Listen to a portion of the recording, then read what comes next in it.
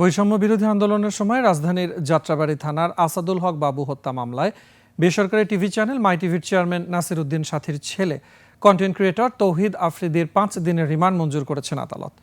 শুনানি শেষে Dhaka metropolitan magistrate সারা ফারজানা হক এই আদেশ দেন। সোহেল সামির রিপোর্ট। ওয়ালটন এখন দেশের সীমানা পেরিয়ে পৌঁছে গিয়েছে 50টিরও বেশি দেশে। ওয়ালটন, ঘরে ঘরে বিশ্বজুড়ে। সোমবার বেলা 2:30টার দিকে হত্যা মামলায় গ্রেফতার তৌহিদ আফ্রিদিকে ঢাকার চিফ মেট্রোপলিটন ম্যাজিস্ট্রেট আদালতে আনা হয়। তদন্ত কর্মকর্তা 7 দিনের রিমান্ড আবেদন করলে শুনানি শেষে আদালত 5 দিনের রিমান্ড মঞ্জুর করেন। বিজ্ঞ আদালত আমাদের উভয় পক্ষের বক্তব্য শ্রবণান্তে সন্তুষ্ট হয়ে এই ইউটিউবার, টিকটকার এবং জুলাই যোদ্ধাদেরকে হত্যাকারী এই তৌহিদ আফ্রিদিকে 5 দিনের রিমান্ড মঞ্জুর করেন।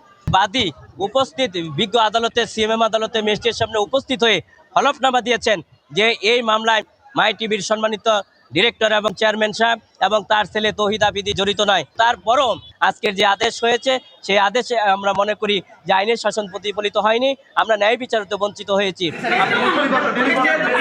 রোববার রাতে সিআইডির একটি দল বরিশাল থেকে তৌহিদ আফ্রিদিকে গ্রেফতার করে ঢাকায় নিয়ে আসে। গত বছরের 5 আগস্ট যাত্রাবাড়ীতে বৈষম্য বিরোধী আন্দোলন চলাকালে আসামিদের ছোড়া গুলিতে আসাদুল হক বাবু নামের একজন নিহত হন। এই ঘটনায় মাই টিভির মালিক নাসির উদ্দিন ও তার ছেলে তৌহিদ আফ্রিদিকে আসামি করা হয়। সোহেল সামি, 21 টেলিভিশন, ঢাকা।